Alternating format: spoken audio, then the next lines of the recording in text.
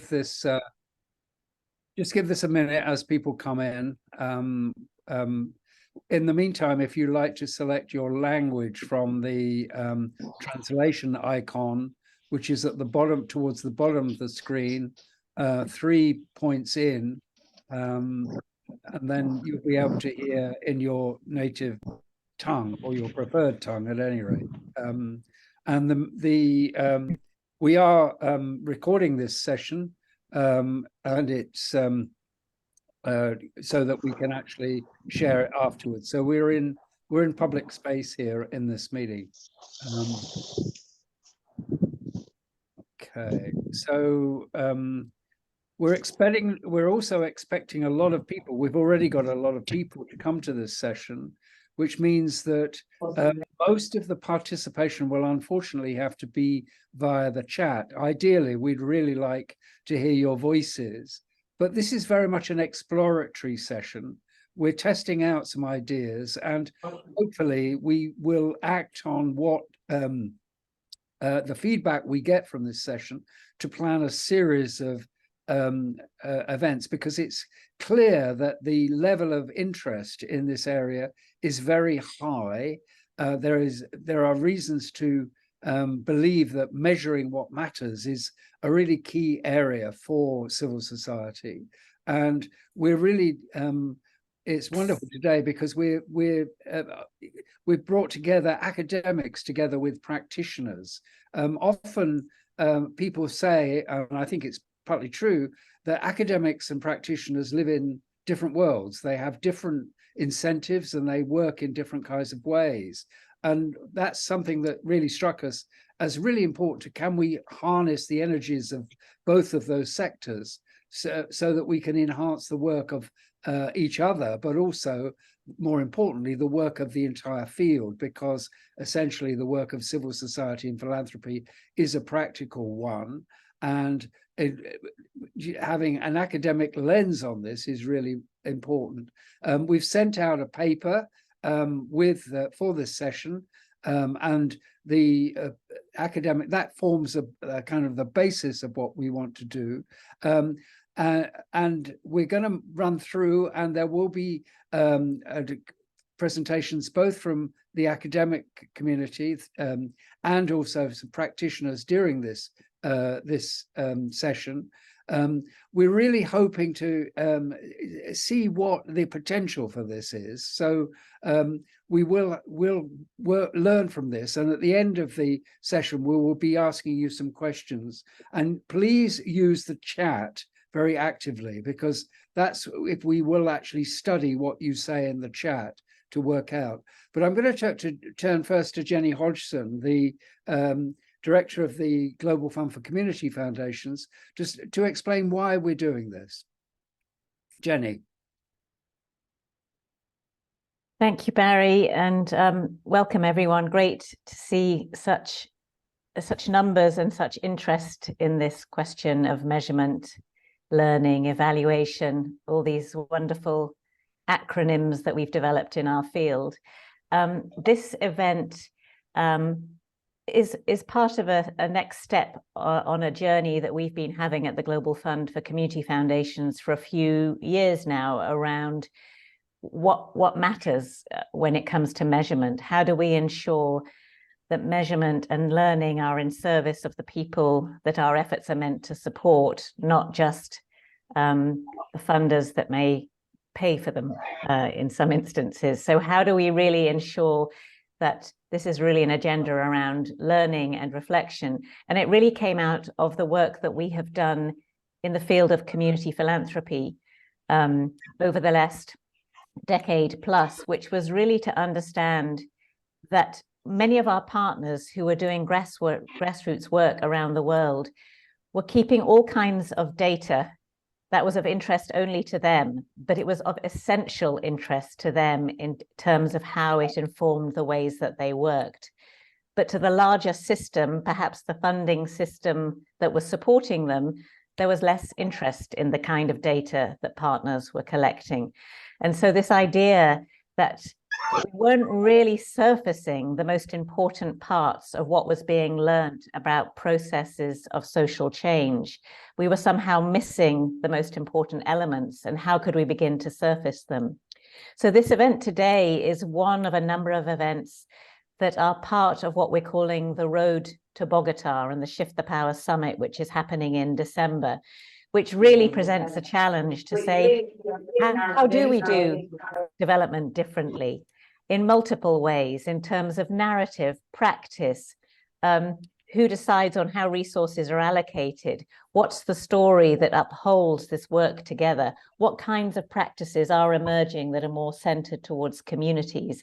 And it's just wonderful to see such interest in this important topic. So I'm really delighted to have Lane and Mary Kay joining us from the academia side. And I'm not setting up sides here, but to have our colleagues from Comwa in Brazil and Karima joining us from Morocco to talk from their perspective at the level of the practice and the work that they do in the field. So Barry, I'll hand back to you. Thank you, everybody. Thank you. And thank you for referencing the work that we did, started this off really in 2018. And in 2020, we published a report called Measuring What Matters, which was based on the views of people from all over the world, really, from South Africa, from Brazil, from Russia, from Canada, from Serbia, and other places too, United States, plus a lot of Zoom calls. And my colleague who helped me facilitate that process was Doan, who is actually doing a PhD at the moment, but is also a noted practitioner. So she actually carries both of those kinds of ideas forward. And Dana, would you just tell us briefly about how you got into this and what it means for you? Sure. So for this part of the webinar, we all wanted to kind of share our experiences of measurement. And so I'm going to start off there. In 2009, I helped set up a community philanthropy organization in Ho Chi Minh City, Vietnam. And the organization both raised funds, but also facilitated community grants. So we gave out grants. That experience, just observing that experience, I began to grow concerned about by what I was learning that funders and grant makers wanted or expected to hear about social impact. So we were often encouraged to track and communicate about simple measures, things like the number of workshops or the number of participants, the amount of money we raised, the number of grants we dispersed, the number of people benefiting from those grants. But those easy measures felt very meaningless to us as they demonstrated just actions rather than progress. And at the same time, as our organization was growing bigger in terms of staff size and revenue and partners, the work that we did early on to build relationships with our partners, like showing up at their events, engaging community members in really meaningful volunteer activities, regularly meeting in person and exchanging ideas, that was being seen by some of our stakeholders as an inefficient use of resources.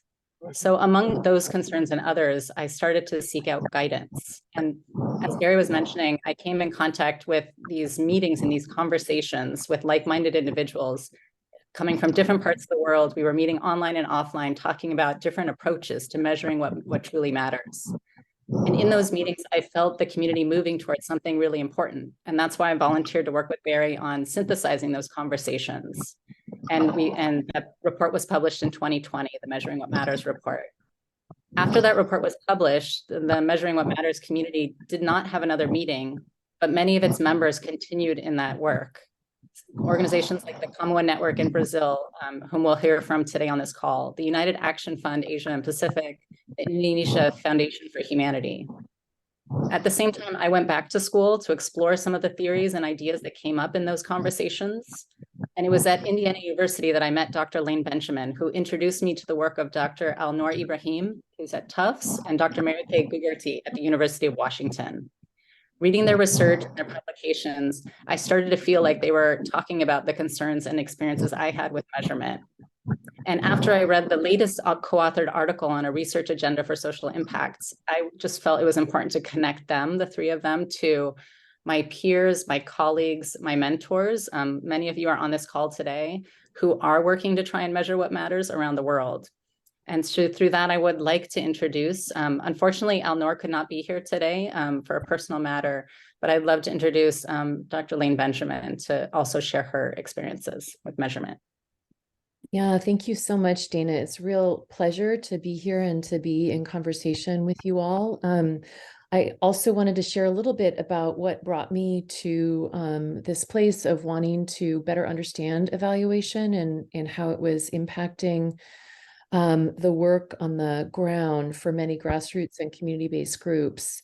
So I've worked with grassroots organizations and formal nonprofits around social justice issues, and I really have two main worries about evaluating social impact for social change organizations. The first worry is really that evaluation may actually exacerbate inequity rather than help address it. And the second is, and this is why I think it might happen, is that evaluation seems to undervalue the kinds of relational work that Dana was talking about.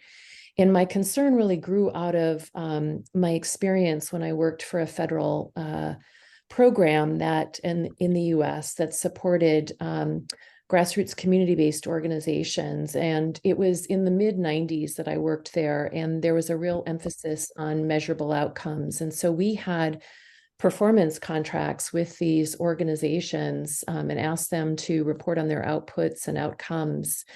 It was in that context that we all saw that these organizations were really struggling not only to report on some of these things, but they often wanted to adjust and make changes. And so I really was motivated by this question about how is this demand for measurable outcomes affecting how organizations work with and partner with the communities that they're hoping will work on a collective effort around social change. And so I started to do research as a part of my own dissertation work.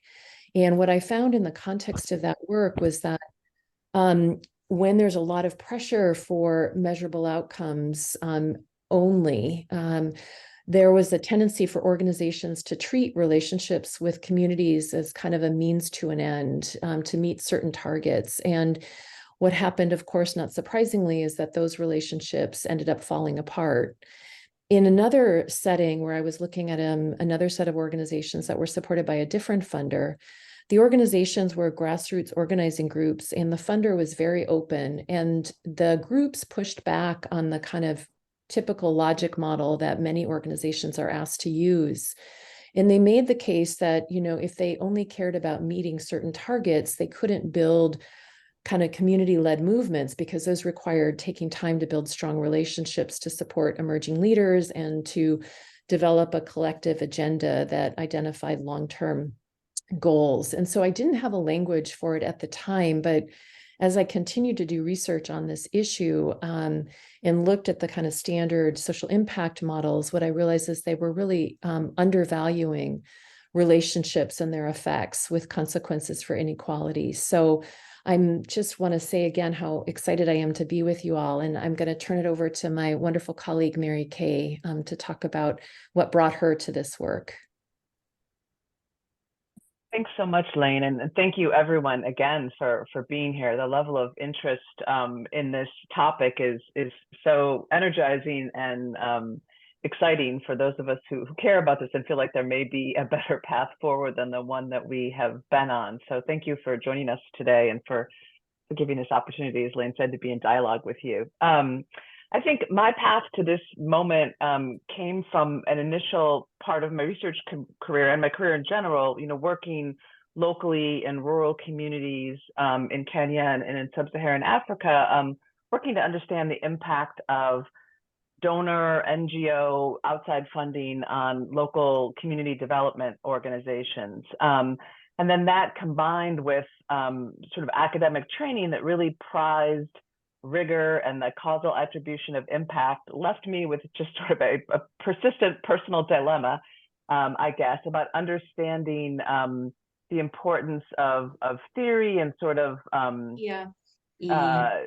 trying to get a good handle on sort of what works in some sense from an academic perspective, and the just ongoing harm that can happen unintended harm that can happen in the interaction with communities and in the sort of extraction and production of data in service of a higher goal.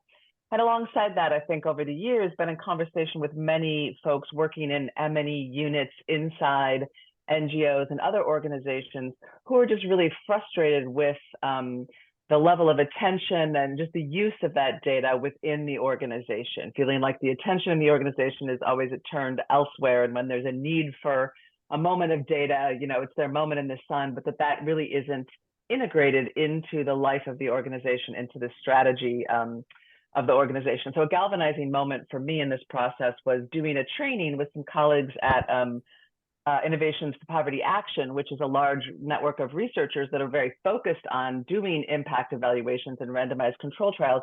We did a training for a large number of NGOs here in Seattle, Washington, and we're mostly smallish or medium-sized NGOs. We did a day-and-a-half training. At the end, everyone said, wow, this is great. I know so much more about impact evaluation. I really get what makes a good one, and I'm never going to do one. What would you have me do instead?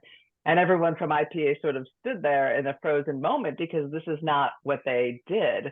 And I said to my colleague and ultimately co-author on a book that resulted from that, like, we need a better answer to this question, right? What's a practical thing that people should be doing when most NGOs are never going to do an impact evaluation? And so that journey led to a book that we ultimately published called The Goldilocks Challenge, Right Fit Evidence for the Social Sector. And there's a lot I'm proud about in that book, but there's a lot that I think is still, I don't know, problematic or needs work in that book. And part of what I think is problematic is that a lot of the focus evaluation still has this project and program focus. And so getting to be in dialogue with Al-Noor and Lane and really seeing Lane's focus on relationships and the role that relationships play in NGO and community work, and then Al-Noor's focus on strategy and thinking about what is the role that strategy plays and how can evidence fit into overall organizational strategy. So this has been an amazing journey for me to kind of think about how can we have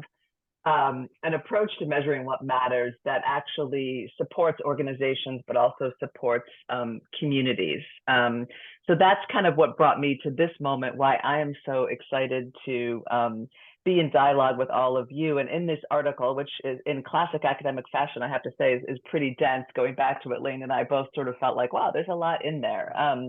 But the idea of the article is that this idea of elevating practice knowledge and having what academics do and what the academic field of evaluation does more clearly center, elevate, and work with practice knowledge and the dilemmas that leaders and managers face is really the dialogue that we're excited to be in with all of you. So thank you again, and I'm really looking forward to this conversation. Thank you both. That's a great introduction, and it's really good to hear your personal stories. We'll now turn to practitioners to tell their stories. We've got people from two places, Morocco and from Brazil. And we're going to start with Morocco and Karina Kadoui from the Tamkeen Community Foundation. What's your journey? What's your pathway to this issue, Karima? Oh, thank you, Mariam. I'm really so delighted to be here with you all. It was so inspiring to hear our friends who have been researching this, who have been asking what matters. And when we say what matters is what has meaning. And this is an opportunity for us to connect maybe the meaning to the meaning of the word meaning, which is also means remembering. And what maybe we can always go back to and remember, and when we ask these questions about measurement, is why do we do what we do? To remember that, to bring it back. Why do we do what we do? And to remain in that coherence. And then to say, well, that why, that niya, that intent, that is the why I do what I do. How does it reflect in how I do what I do? How does it reflect in what are the relationships that I grow with our partners, with the communities, with the organizations that support, that co-create material conditions, funding conditions? So that question suffuses, ends up by suffusing in all the expressions of the organization, all the expressions of the why, what we do, and how we do what we do. So the question of evaluation becomes much broader. It goes beyond actually an exercise of measurement. It goes back to what is the meaning, what is the coherence with the very existence of the very nia, the very intent of the organization. So our experience was, well, it's not simple, because it starts about how do you relate with the organizations, and that create conditions for funding, that create conditions, material conditions, who need to know, to understand that, yes, my contribution is actually contributing. But beyond that is very much also the evaluation is a mirror. How does it support us to grow an understanding of what is unfolding, to grow an understanding of the very understanding that is growing in our experience and what we are processing. So in Temkin, we started with that. We started by really working on the relationship. To say things are simple. We're looking for partners. We're not looking for funding. That changes already the conversation. And I think these are small things, but they're very important things. We're looking for partners. How can this relationship, this partnership reflect really why together we're coming together to do what we are doing?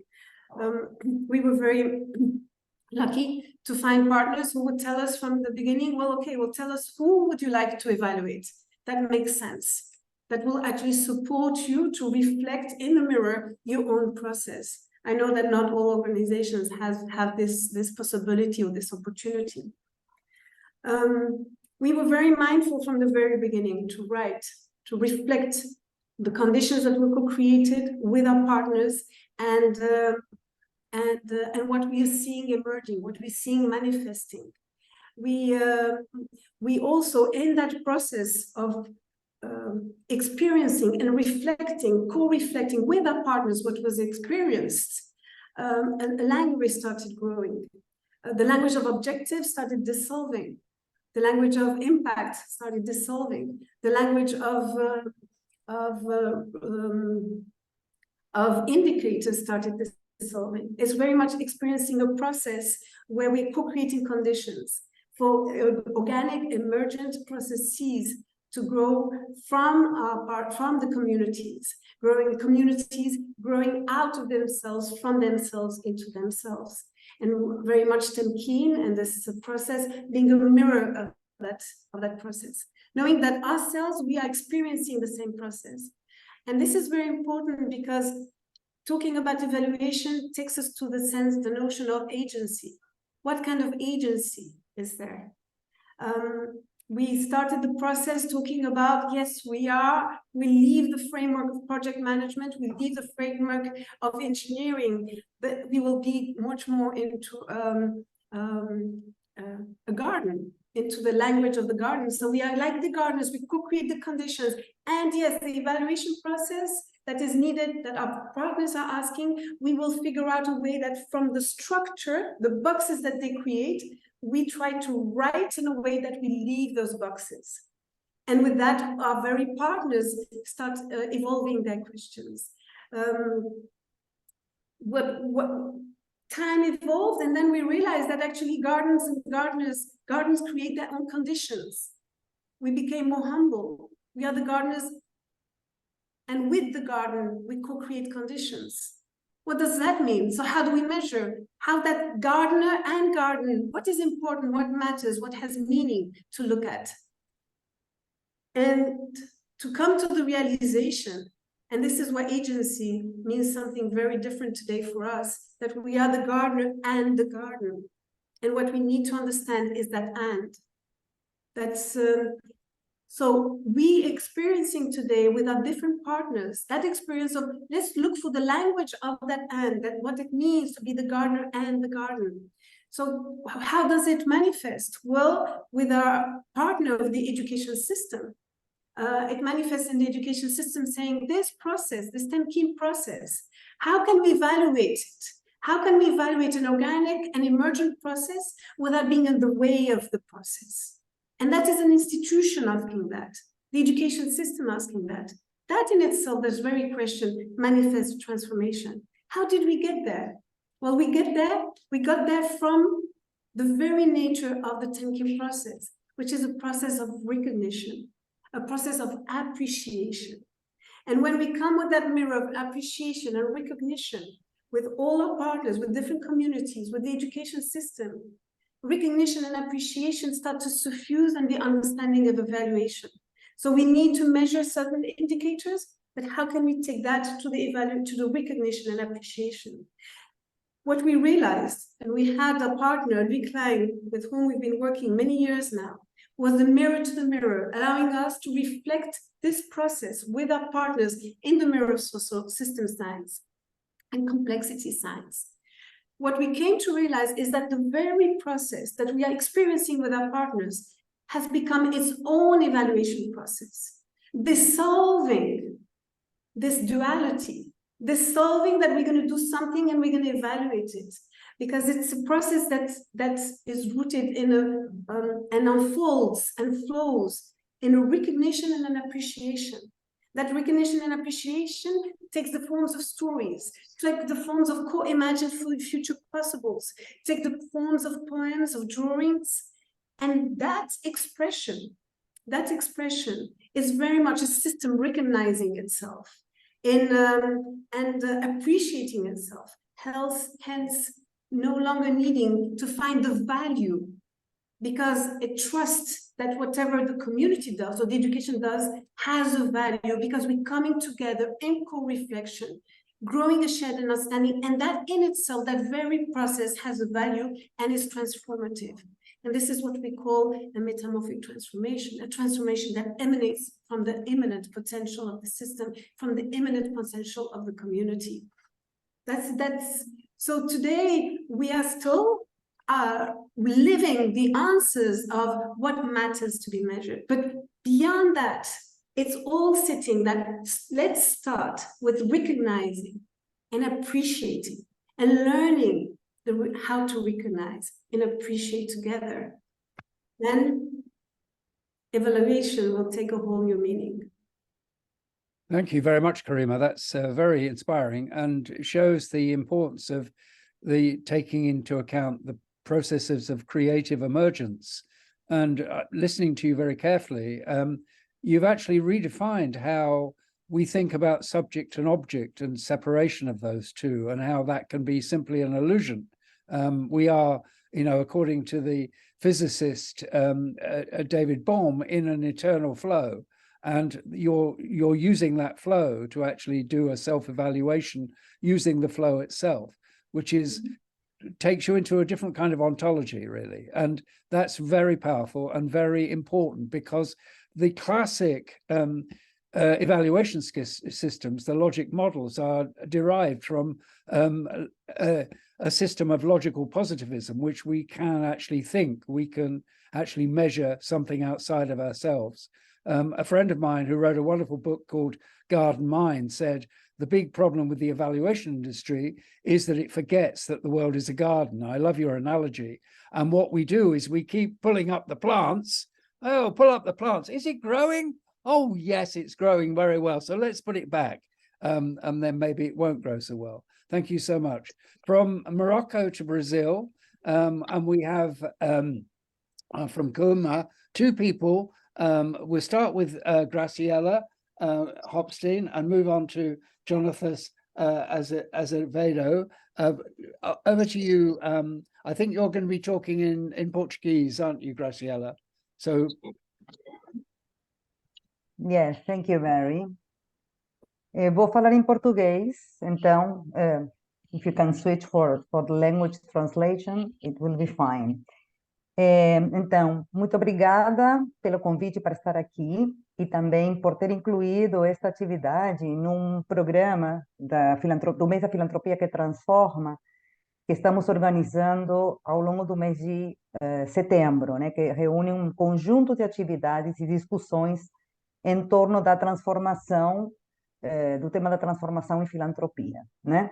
E é importante também destacar que a Rede Comum A olha bastante para os processos de transformação, como a filantropia pode contribuir com os processos de transformação, e também tem contribuído bastante com os debates vinculados ao Medindo o que Importa.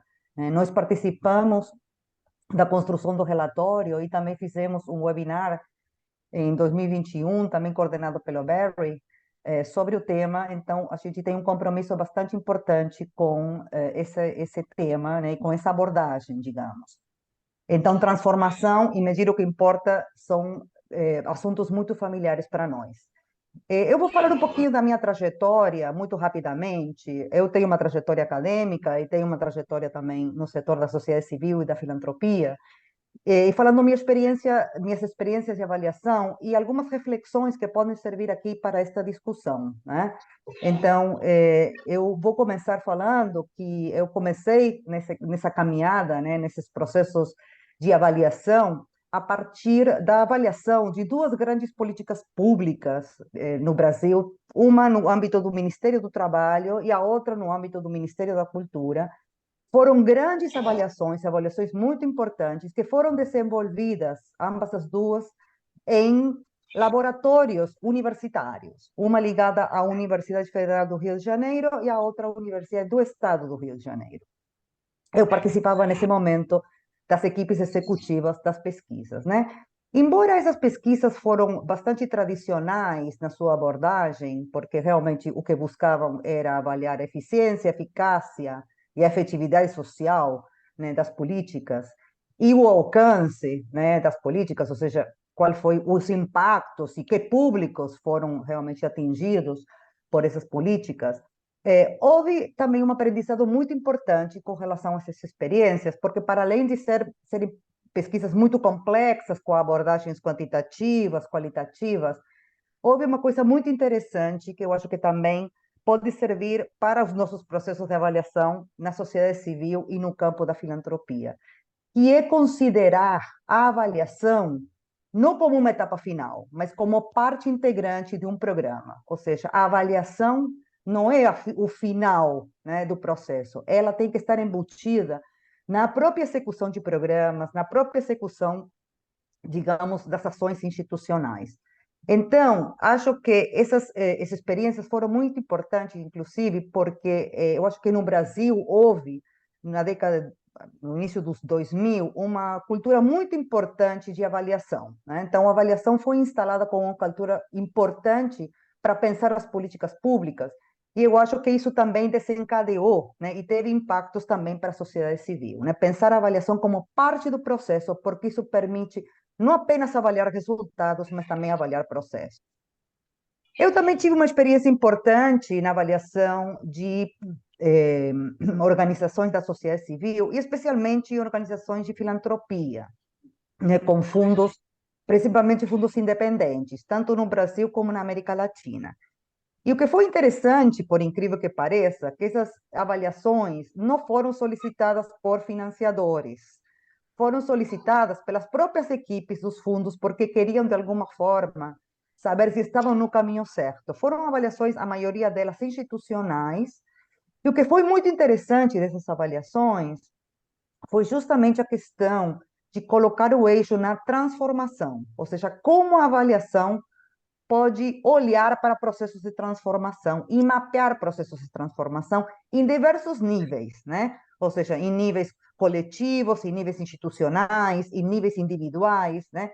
E eu acho que uma das grandes referências que para mim foi importante nesses momentos foram todos os trabalhos feitos ao redor do que, digamos, de várias pesquisas ao redor do most significant change, ou seja, a questão da transformação mais significativa. Eu acho que isso foi muito importante para entender e para poder pensar em abordagens um pouco mais participativas, porque quando a gente pensa em avaliações, muitas vezes são avaliações muito técnicas, que não envolvem diversos públicos, que não, de alguma forma, não buscam diálogo entre atores.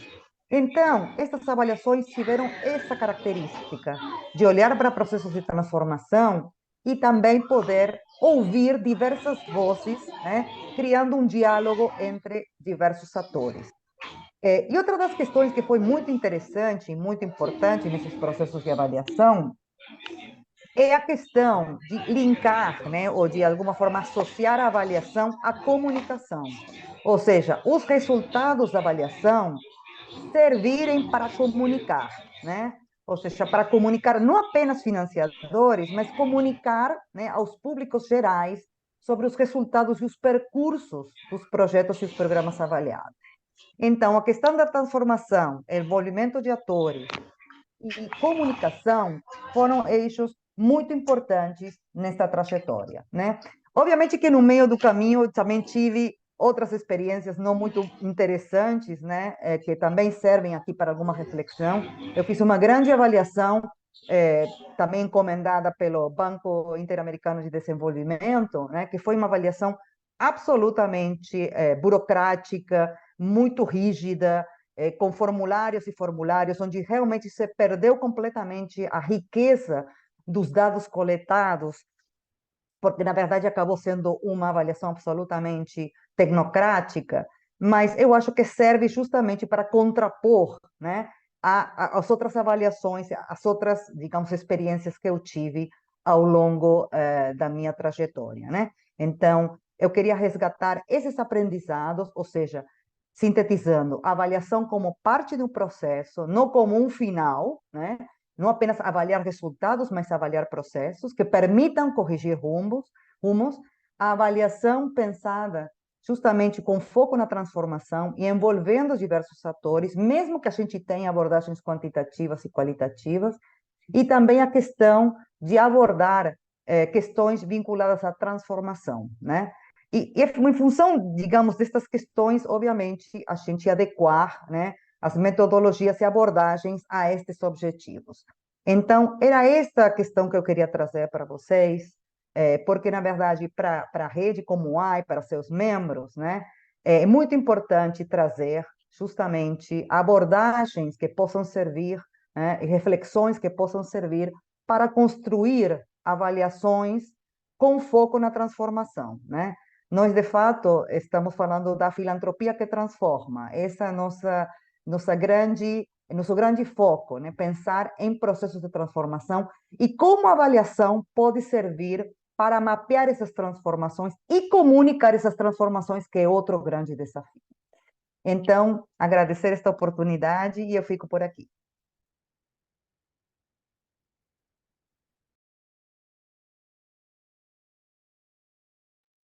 Barry, you're muted. Some people say I sound a lot better when I'm muted. Jonathan, over to you. Thank you, Barry. Guys, I'll be also speaking in Portuguese. So yeah, please stick to the channel of your preferred language. Prazer estar aqui com vocês hoje. Eu sou o Jonatas Azevedo, venho do Rio de Janeiro, nascido e criado no Rio de Janeiro, no Brasil.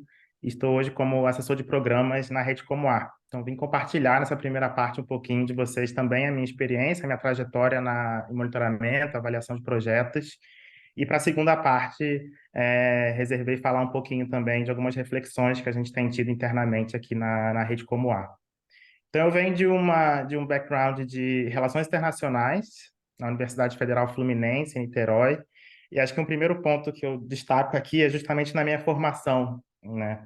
Acho que uma formação que, teoricamente, a faculdade priorizava muito, né, a nossa vivência acadêmica, a gente se tornar acadêmico, era estimulado que a gente se tornasse acadêmico, mas nesse processo, aspectos como a própria avaliação ficavam de fora, aspectos metodológicos, rigor metodológico ficava meio deixado de lado, né? Então, a gente não tinha esse tipo de diálogo já na minha formação, né? E a gente discutindo já projetos de desenvolvimento, ajuda humanitária, mas a gente pouco falava sobre avaliação, né? Depois disso, eu entrei, já comecei a trabalhar no terceiro setor aqui no Brasil, comecei trabalhando como captador de recursos nas ruas do Rio de Janeiro, mas aí a minha experiência principal com avaliação começou na minha segunda experiência, que foi como assistente de programas em uma organização social do Rio de Janeiro. Trabalhava em uma série de áreas, né, principalmente saúde, prestando também serviços para o governo, tanto estadual quanto municipal, mas também tínhamos naquela época, uma parte da organização que também trabalhava com projetos financiados por fundações internacionais, cooperação internacional, e eu trabalhava justamente na célula de relações internacionais e lidava muito com esses projetos. E aí, meu primeiro contato com monitoramento e avaliação nesse contexto era justamente, acho que de muitos aqui também, na escrita de relatórios e preenchimento desses marcos ilógicos, né? Como o Barry trouxe, era realmente um processo imposto, né, de cima para baixo, não havia diálogos, não havíamos trocas sobre esses processos, não havia diálogo sobre esses aprendizados, né, que a gente teve ao longo dos projetos. Para os financiadores, em sua maioria, era suficiente que a gente enviasse o relatório, pediam alguns feedbacks, muitas vezes de ajuste de números, a preocupação muito ligada aos targets, né, como já falamos aqui um pouco também, e o que o artigo traz, né, como esse processo de upward accountability. A gente sempre estava olhando para os financiadores, a como responder aos financiadores e como esse processo de avaliação satisfazia as demandas e necessidades dos financiadores. E aí, nesse processo, a gente acabava deixando de lado o olhar para as comunidades, né? Que essa organização que eu trabalhava também tinha um trabalho de articulação comunitária, tinha um histórico muito forte de articulação comunitária também, mas dentro dos processos avaliativos, isso acabava se perdendo. E aí, só que naquela época eu não entendia muito bem isso ainda, eu acho que ainda estava, né, no início do processo que eu estava passando, me incomodava, mas não entendia muito bem o que acontecia. Até que, pela mesma organização, eu fui para o Haiti, passei 2 anos no Haiti e já como uma posição de responsável de monitoramento e avaliação. No contexto haitiano, na época, era um contexto de saída da MINUSTA. Encontrei isso na internet. Desculpa, gente, já sei quem entrou. Não tem problema. Vocês estão me ouvindo ainda? Agora sim. Sim. Então, no Haiti, a gente estava no momento de saída da MINUSTA, né, uma operação de paz que tinha também um grande contingente brasileiro. Bom, acho que muitos aqui também conhecemos, né, a experiência do Haiti como um lugar muito sensível quando eu vou falar de questões ligadas ao desenvolvimento internacional, ajuda humanitária, onde se expressa muito claramente o racismo, né, do nosso setor ainda é muito forte, as práticas colonialistas que o nosso setor tem.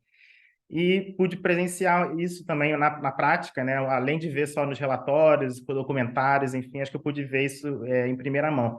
Na organização que eu trabalhava também, a gente tinha esse componente da articulação comunitária muito forte, então éramos a única organização brasileira, internacional, desculpa, além das religiosas, que trabalhavam no que eles chamavam Zona Vermelha no Haiti, né? Enfim, não vou problematizar essa questão aqui agora, mas eu acho que essa minha experiência no Haiti foi um momento também de muito questionamento sobre a minha prática, né? Então, como eu que estava pensando um sistema de monitoramento e avaliação para essa organização, poderia, né, como a Karima trouxe agora, construir esse jardim, né? Isso aí, mais esse jardineiro do que uma pessoa que estava ali de novo reproduzindo essas mesmas práticas, essa mesma violência, esse mesmo racismo, esse mesmo colonialismo no que a gente estava trazendo. E nesse momento também a gente estava, acho que isso ficou mais evidente ainda quando a gente estava desenvolvendo um projeto nosso de bolsas universitárias para estudantes de algumas escolas parceiras que a gente desenvolveu junto no âmbito de um programa com a Polícia Nacional Haitiana, com o governo canadense, e que aí eu falei, não, acho que agora é esse o momento da gente realmente criar um programa do zero, mas que a gente já consiga trazer isso que a Graciela trouxe agora, né, da avaliação ser parte do processo e da gente incluir esses jovens também, e a equipe, né, a equipe toda, enfim, participar desse momento das construções dos instrumentos, participar também do processo avaliativo, eles poderem ver que essa avaliação estava gerando um processo iterativo mesmo, né? Então, a partir do feedback dessas pessoas, a gente já fazia melhorias no programa e ia fazendo essa construção juntos. Isso foi um sucesso, assim, foi uma experiência muito feliz, mas que, infelizmente, quando a gente conversava com os financiadores, essa experiência também era deixada de lado, porque a preocupação continuava sendo a mesma. Os números, alcançar ou não os targets, e a experiência desses jovens, a experiência da equipe, né, na construção desse processo de avaliação, ela foi deixada de lado, né? E aí, para já ir encerrando, né, aí eu volto para a academia, depois desses 2 anos no Haiti, faço um programa de mestrado, e foi quando também eu decidi fazer um mergulho maior em avaliação e peguei algumas matérias eletivas sobre avaliação do mestrado em inovação social e empreendedorismo, uma instituição no Reino Unido. E dentro já do programa, acho que eu senti mais ainda a distância, né, da academia e da prática, né? Então, a gente também recebia dos professores aquela ideia de que fazer o processo de avaliação de qualidade é fazer um RCT, é fazer um processo somente experimentativo, e o aspecto qualitativo, o aspecto de participação, o aspecto do engajamento comunitário eram, de novo, deixados de lado, né? Eram ver as pessoas engajadas nos projetos como mero beneficiários e passivos, né, nesse processo, não como agentes. Então, foi também tema de muito debate no curso. Acho que um processo quase que de incidência interna, que não só eu, claro, né? Outros alunos também que se incomodavam com essa abordagem também traziam, né? Então, eu acho que dessas minhas experiências, eu volto para o Brasil, trabalhando numa consultoria de avaliação, e aí foi quando um primeiro espaço assim que eu senti de justamente olhar para essas abordagens, né, de decolonização, via toda uma equipe engajada nesse processo também, de rediscutir as suas próprias práticas, até que dentro dessa consultoria eu conheci o Medido que Importa, fazendo uma consultoria para a Rede Como A na época, pude conhecer o Medido que Importa e perceber, né, na verdade, esse movimento mais amplo que estava acontecendo e me sentir mais confortável, né, me sentir mais à vontade de explorar novas formas de olhar para a avaliação, né, de pensar a avaliação. Acho que eu fico por aqui, e depois, na próxima parte, eu conto um pouco mais de algumas reflexões que a gente tem tido na Como A. Obrigado.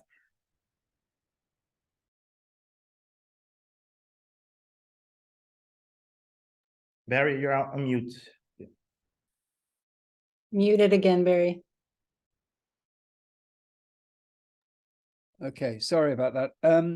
Well, we'd really now like to hear from you. And unfortunately, there's over 130 people on this call, so we can't actually listen to you. But what we'd like to do is just to take a few minutes, just 2 or 3 minutes, to reflect on your own journey to this point. We've heard the grounded experience of the people so far, the resource people on this call.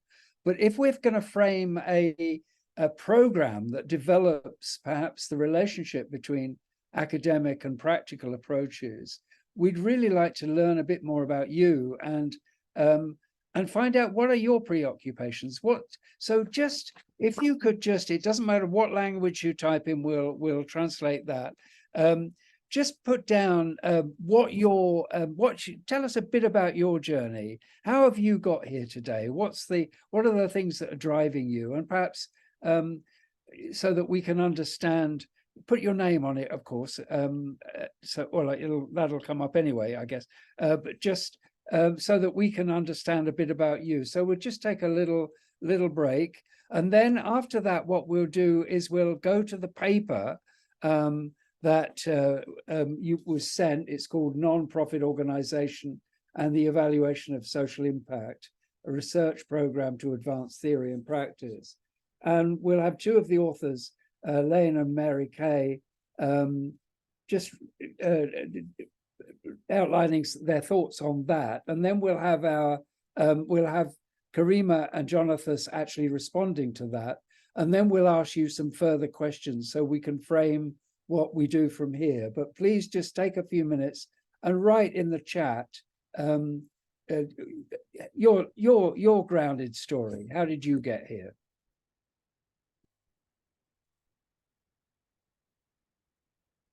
And once you've done that, Jenny and Dana are going to kind of reflect on it, so to see what we can see about you guys.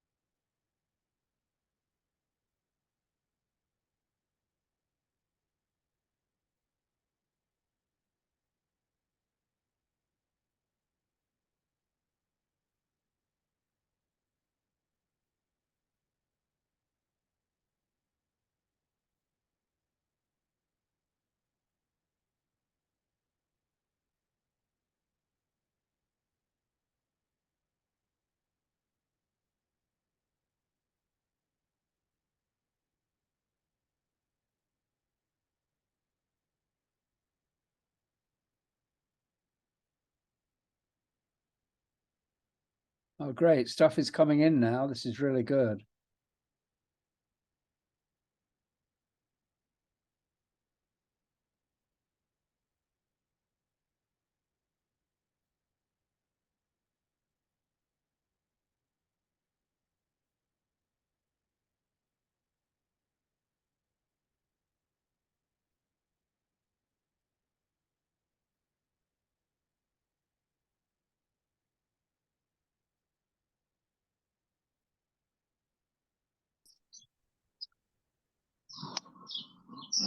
There, you drive from Goodways, huh? Yeah. I think you can go there.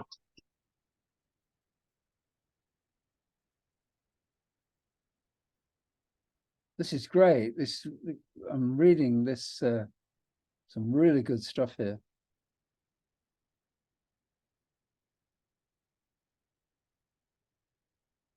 We will be analyzing this properly at the end of the call, but this gives us some really good clues.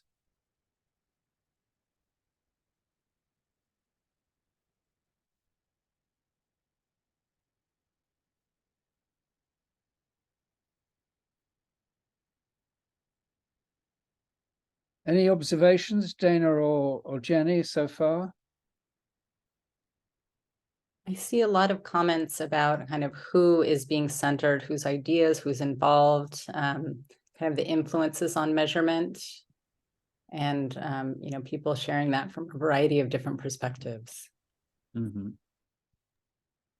Maybe just this issue about, are we measuring to learn or are we measuring for accountability, and questionably the legitimizing the acts of funders, that evaluation then becomes a tool for legitimizing funder decisions and choices.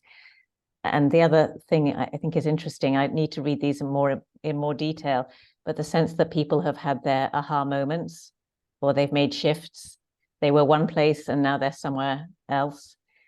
And that they're looking for colleagues and allies, that this is quite lonely to be in this place.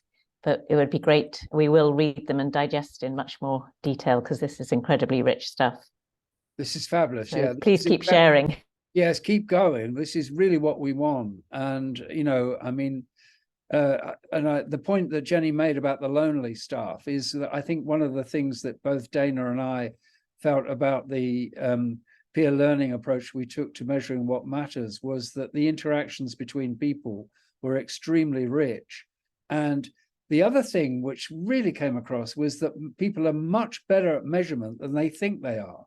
Everybody has a sort of sense of, oh, I can't do that, or you know, they go into a zone where actually they feel very lacking in confidence. But actually, you know, Jenny made the point about the secret spreadsheet, and there were lots of those secret spreadsheets with really good stuff on them, you know, and the perspective about learning is really important. I'm conscious of time, and we've got half an hour left. What I'd like to do now then is please keep them coming, and you know, do be in touch with us afterwards if you've got other thoughts. We will, you know, we know who you are, and we will be inviting you into further discussions. So this is the beginning, and we're very much kind of finding our way. You know, we're not sort of super sophisticated experts actually telling you, you know, the way the world is. We want to create a learning community, a peer learning community, and to begin to influence each other and influence the wider world of measurement. But let's turn to the paper. Who wants to go first? Is it you, Len, or Mary? Barry, I'm going to start. And can you help me out by just telling me how much time you'd like Mary Kay and I to talk, given the time constraint? If you could keep to 4 minutes each, and if the respondents could go to 4 minutes each, then I think the maths will work. Any more than that, and we're in trouble. Okay. Great. Well, I'll start us off. I just want to say that you'll see in the paper that we've proposed a research agenda, and we're eager to kind of have that research agenda shaped by practitioners like yourself. What we noticed in the nonprofit research space was that there was a lot of documentation with the struggles that local organizations were having around meeting these evaluation demands. But what we didn't have was a research agenda that actually would be led by some of the core questions that practitioners face. And we kind of outlined the research agenda around these 4 questions, which includes what to evaluate, for what purpose, using which criteria, and with what evidence and methods. And oftentimes I think those basic questions, particularly what to evaluate, which is what we're going to focus on here for a couple minutes, isn't even asked. The assumption is that, organizations are going to evaluate projects and programs and look and see whether intended outcomes happened. But what we wanted to do was that bring this kind of evaluation literature together with the nonprofit literature and raise some important questions that could frame a research agenda that might be useful for practice. So our goal in that was I think to move away from these kind of standardized evaluation approaches and ones that were increasingly turning to RCTs and other types of methods in order to understand impact, to really open that conversation back up in the direction that Karima was talking about, and Jonathan and Graciela, which is just really like, how do we rethink the whole framework of evaluation? So in terms of thinking about what to evaluate, that, as I mentioned, that question often isn't considered. We're often asked to track project activities or program activities and whether those project or program activities were achieved. And what's interesting is that oftentimes organizations don't just think in terms of discrete projects and programs. They're working in partnership with communities and often engaged in multiple, social change approaches that are meant to fit together to realize some desired future vision that folks have collectively together. And so some of the ways that we started to ask questions about what to evaluate was to recognize that organizations are guided by an overall strategy that often has many projects and programs, that organizations fit into a larger ecosystem or garden in which they're doing their work, and that they have more or less control and more or less certainty over that process because it's unfolding with a collection of other folks. That organizations, and to this point, do not necessarily produce these outcomes for communities, but they actually work in partnership with individuals, families, and communities who are really co-producing or co-creating those outcomes. And that, in fact, those communities are affected not only by the outcomes that are achieved or not achieved, but also by the entire process, that has its own outcomes. And so with that, I'm going to turn it over to Mary Kay to talk about how that shift from project or program to thinking about organizations and this larger ecosystem with communities changes the kinds of questions or could inform a set of research questions. Thanks, Lane. And thank you again, all of you. This is an amazing conversation. And I appreciate what Barry said about the start of the conversation, because I've already learned so much from all of you and where your organizations are. And so I guess I want to offer up Lane and Alnor and I as sort of partners in crime, not that it's a crime to try to make this work more community-centric and more partner-centric and more open. But I think we see part of our role as really taking this message back to the academic powers that be, the evaluation powers that be, the world that we might move in, and trying to shift to what a lot of people said in the comments, shift what people think has to happen, right, for good evaluation, or to shift this donor centricity that does dominate a lot of what happens in all of our fields. And that donor centricity is often focused on the program or the project that's being funded. And many of you well know, and I see in your comments, you've experienced this challenge, which means you're trying to report up this in this segmented way, right? When what you're trying to do is a much more integrated form of work. And so we really wanted to start with this what to evaluate question that's been a central question within the academic evaluation literature because it's so foundational to everything else. So if we're evaluating transformation, that's a really different project than evaluating that project you funded, right? And so how do we start to think about what is the right unit of analysis and how do we recenter what evaluators would call the unit of analysis, the thing it is that's being evaluated. It's probably not the program or the project. It may not even be the organization. It might mean the ecosystem or the community. And so what does it mean to evaluate at that level? Al-Noor's work, to represent him since he's not here, is really to try to argue that we might focus on strategy rather than program or project. That helps us move the unit of analysis from this program or project up to what the organization is trying to do. And it maybe goes even beyond, organizational strategy, because many of us are working in partnership with other organizations for a larger strategy. So this idea that we have to report on our organization's worthiness, right, in this enterprise can be really challenging. So how at an organizational level will we evaluate strategy, and then this larger issue of how do we evaluate our contribution to system level goals? And I think the other theme that I've heard come up that is a project that we really want to work with everyone to continue is how do we evaluate means as well as ends? It's the process. I heard that word come up a lot. It's this process that really matters, not necessarily did we achieve indicator X, Y, and Z. And so how do we think about evaluation that centers process as well as maybe outcomes? And so I think those are some of the questions that we had that you've already raised. So you're steps ahead of us, which isn't surprising because I think sometimes the academic work lags the practice work. And so that's the dialogue that we really want to find a way to continue.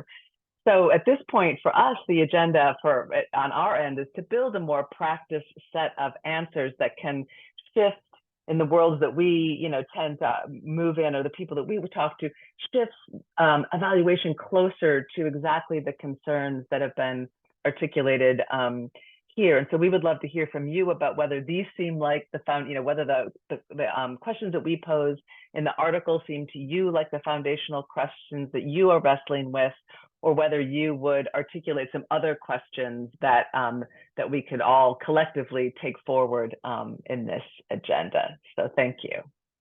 Thank you both. That's terrific. It's lovely to hear academics talk this way and being so open to collaboration in this way. Terrific. I'm going to turn now briefly to Karuna and then Jonathan to ask how does this sit with you, Karuna first. What are your reactions to this? Well, first, with a lot of gratitude for the way you're sharing and how you're sharing what you're sharing. Every single question I heard create wonderful openings. And it just took me to an experience that I experienced 2 days ago. And I just want to share this. And I think from the experience, maybe from the lived experience, already we are living the answer to what you're saying. We have one of our partners, a community in a neighborhood in the outskirts of Tangier, a neighborhood that settled quite informally in the 90s, beginning of the 90s. When we have different partners coming, we invite all our partners to meet each other. We call them partners in flourishing. So they met one of our partners who happens to be a psychosociologist, and he was sharing his own story. And so we had the members of the community listening to his story, and then they started sharing their story. And after a while, they said, "You know what? We want to write our story. We think it's important not only for us, but it's important for the generations to come to know what we have experienced, to know about our process." And it really touched him. He got very, very moved. So he came back and he sat with the young people, the children, different generations. And this process was happening in the school of the neighborhood, which is also manifesting how these distinctions were dissolving between school and the neighborhood. So it was very, very symbolic. So as they were all sitting there, yesterday, the day before yesterday, I was witnessing how this story sharing started getting titles, and they started reflecting that process. And they said, initially, there was an inception, how our neighborhood came to become a neighborhood. And then they said we co-created initiatives. We did not have water, we did not have electricity, we did not have systems for wasted water. And then they said, and then Temkin came. But they talked about Temkin saying it was a mirror. The mirror came. All that we had and we were not able to see, we started seeing it. So that was the story of the mirror. So after the story of the initiative that they were sharing, they said the story of the mirror, how we became aware of the beauty there is. And then they said, and then our language started to change. And this is what surprised me the most, because this is where there were the most stories, the stories of a language changing. And what they were talking about language was actually the very initiatives that grew were the language. They were expressing a new language, and a language expressing a sense of self that was returning, that was moving. And some of the things that I heard, one of the things they said, we went from thinking the one individually to thinking together, the community. We went to interest brings us together, to love brings us together. We went to objective, to process. These are some of the very few things, how they were reflecting, and you had all generations, elderly women, the mothers, the children, all talking about this and reflecting this. They were talking about what mattered, what had meaning not for today's generation, but for the future generations. Then they said, we became a mirror ourselves. We became what we experienced, and how we became aware of what we experienced and co-reflected and grew the understanding of what we are experiencing. Became the mirror for the neighboring neighborhoods. It became a mirror for the school. Today we are one. The gang fights dissolved. The relationship with the school became one garden. And then they said, and today we are experiencing what we call co-flourishing. And then they're sharing all the manifestations of what for them they can express as being co-flourishing. This I experienced 2 days ago.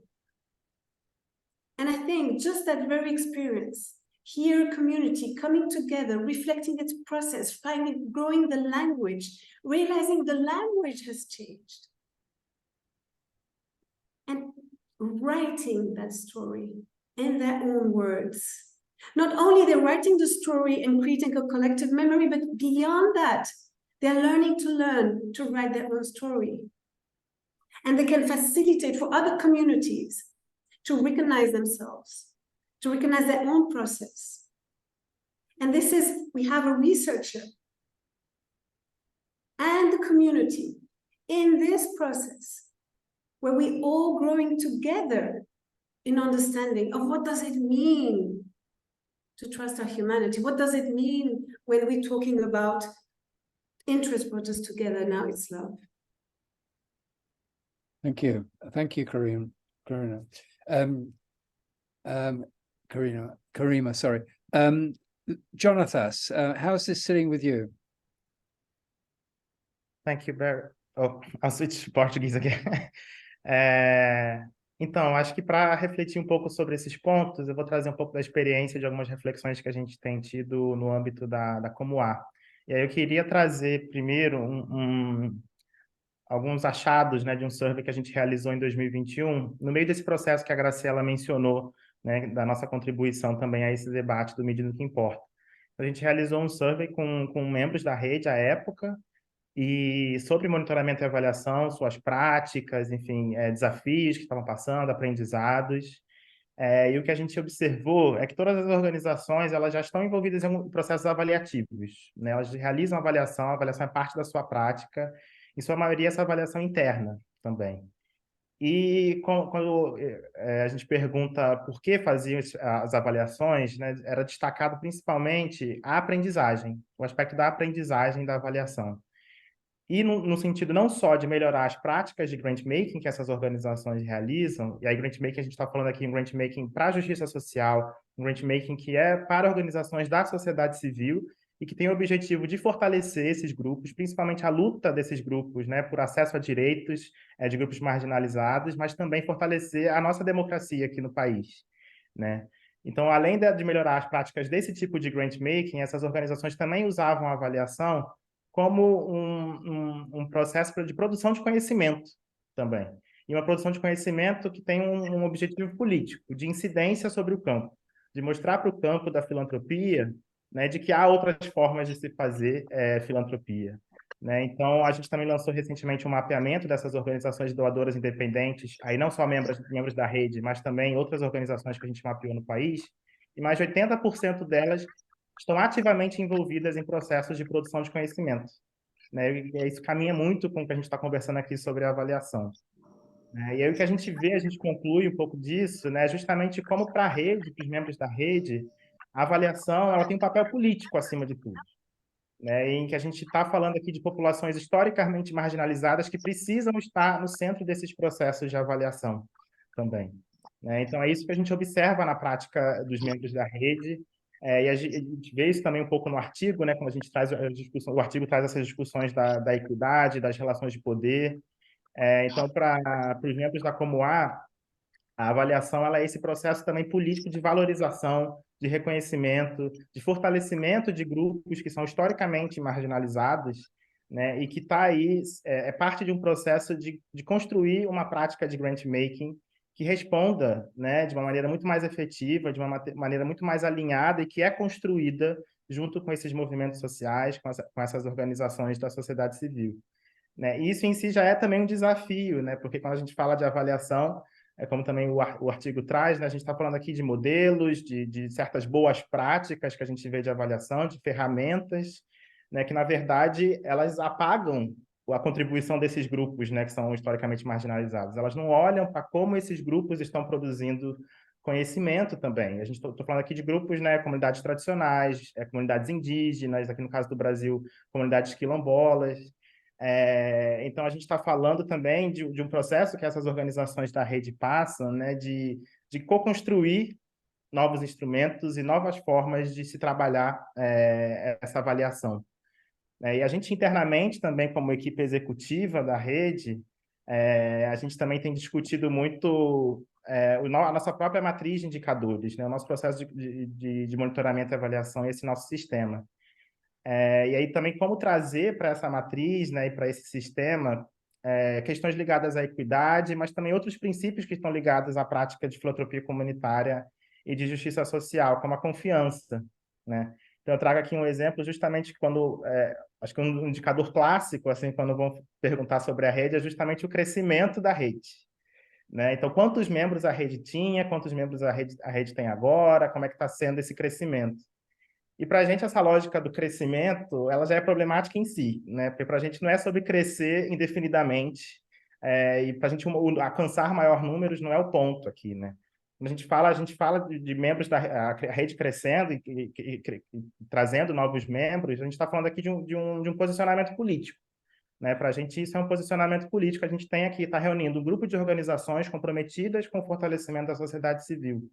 Né? Então, e com o fortalecimento da democracia, como eu falei, né? Então, isso também é um sinal de confiança no trabalho. Então, à medida que uma organização pede para fazer parte da rede, em que a gente faz todo o processo, isso denota outras coisas que vão muito além de um crescimento por si só, né? Que é muito dentro dessa lógica aí meio neoliberal e mercadológica de um crescimento indefinido, né?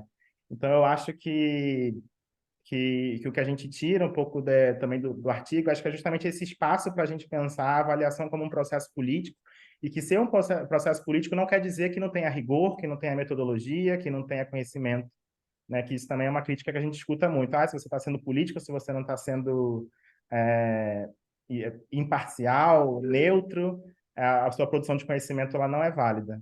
E pelo contrário, né? Acho que a experiência da rede tem mostrado que isso sim é possível, que é um processo que, né, a gente tem construído, principalmente junto com as comunidades e entre os membros da rede, né, trocando entre si. Então, acho que para não tomar muito mais do tempo, acho que eu paro por aqui. Thank you very much, Jonathan. That's very helpful.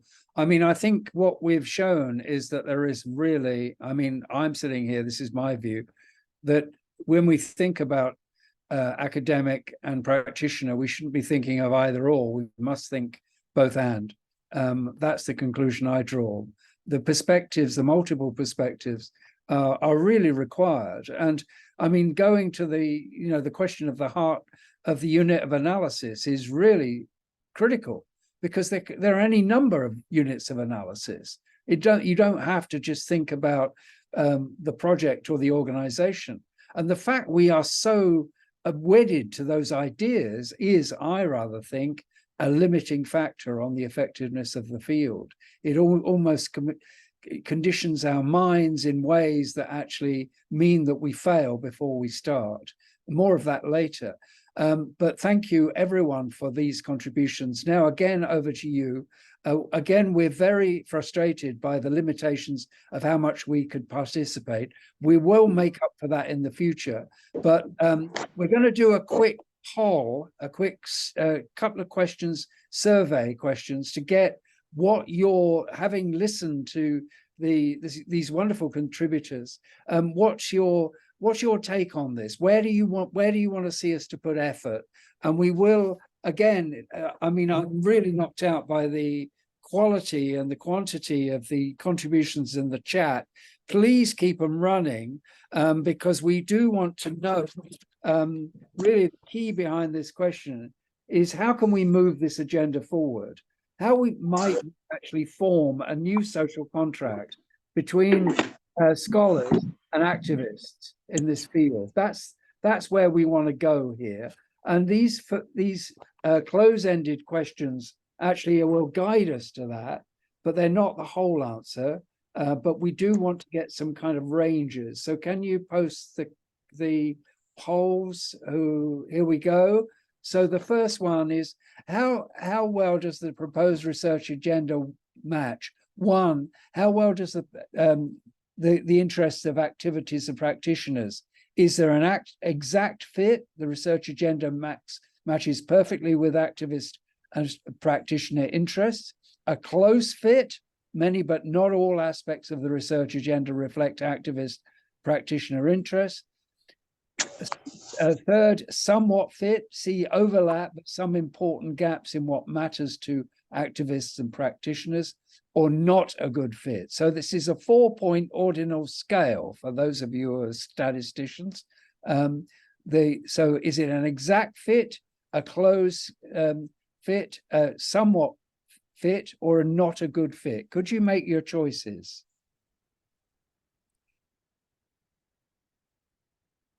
Click one of them and then submit.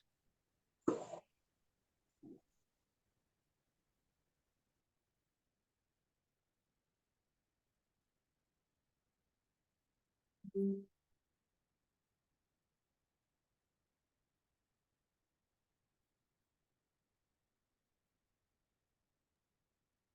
want me to close it, Barry? Yeah, close it. Let's have a look.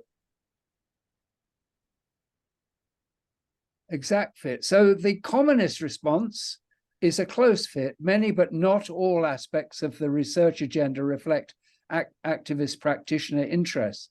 So there are very few that say, 4% who say there's not a good fit, but all 13% say an exact fit. So the commonest one is more than 50% of you say a close fit. So there's stuff to do here. If you'd like to comment on your choice, please, get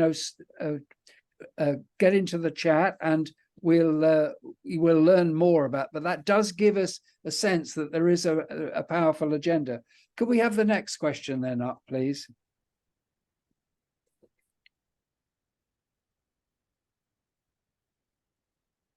So, what's the preferred way for activists or practitioners to collaborate with scholars and to make use of external expertise?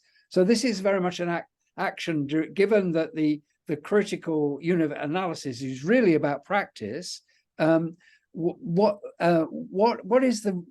the kind of role here for for academics or scholars. One, is it to launch a shared learning cohort to connect and share regularly, like this seminar? 2, organize a joint session at the Shift the Power Global Summit in Bogotá to come up with some ideas.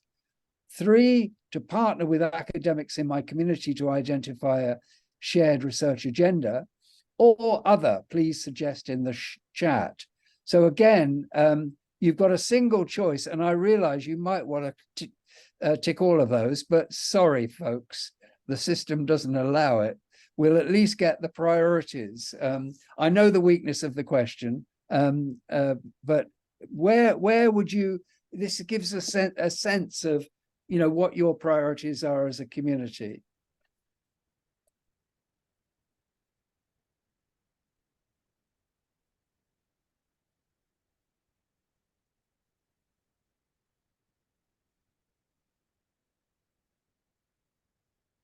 Okay, have you got the results?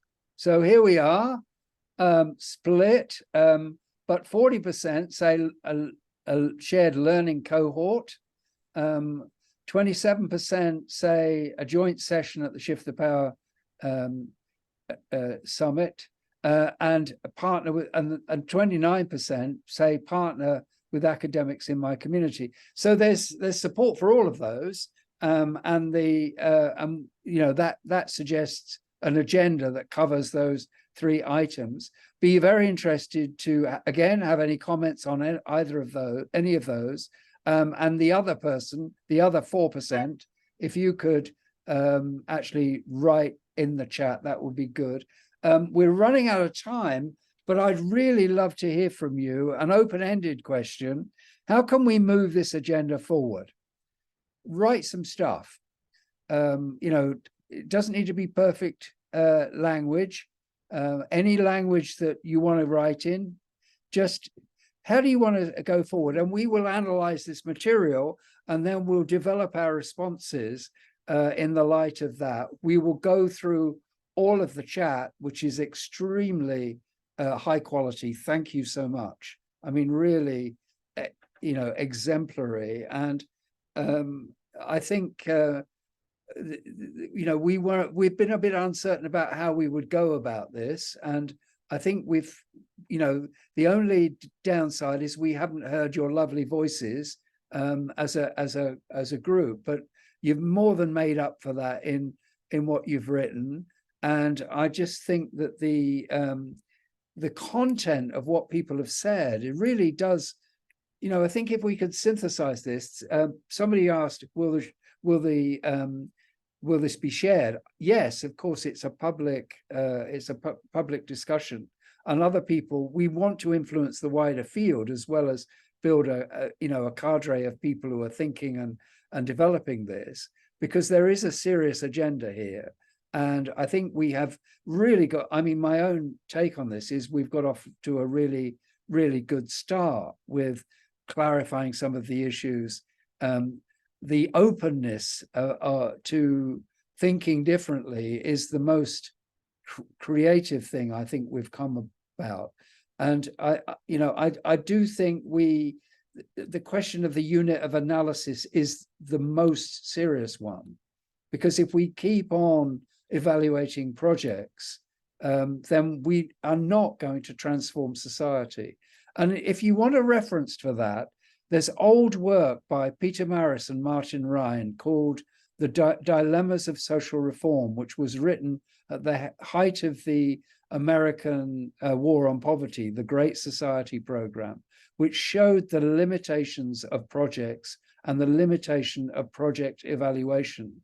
And one of the things I think we could do is to actually review some of the old literature on this, because there is very good writing that is on these kinds of questions that is very old. Some of the discussions we've been having today are not new. You know, the conflict between the logical positivist approach to, you know, unless you can express it in logic or empirical results, it has no meaning. But that conflicts with particularly Karima and Jonathan's analysis of actually what really matters is meaning, not necessarily empiricism and logic.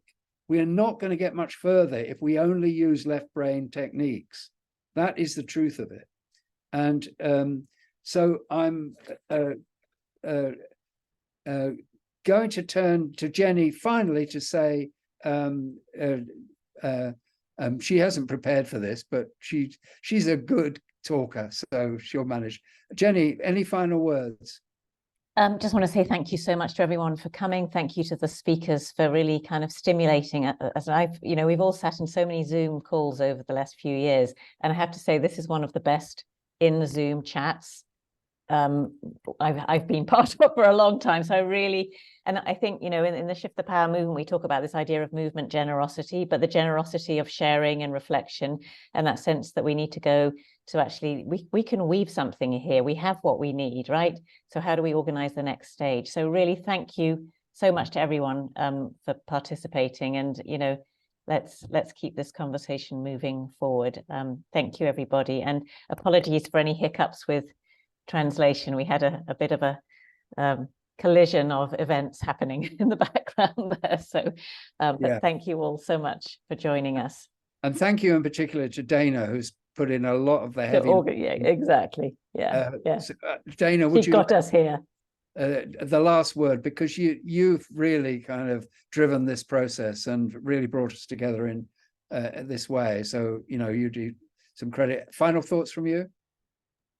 Thank you to everyone who's here and everyone that's contributed, and to all of the discussants and Lane and Mary Kay. Thank you, Barry and Jenny and Wendy. Have a great night or day. Bye. Thank you so much.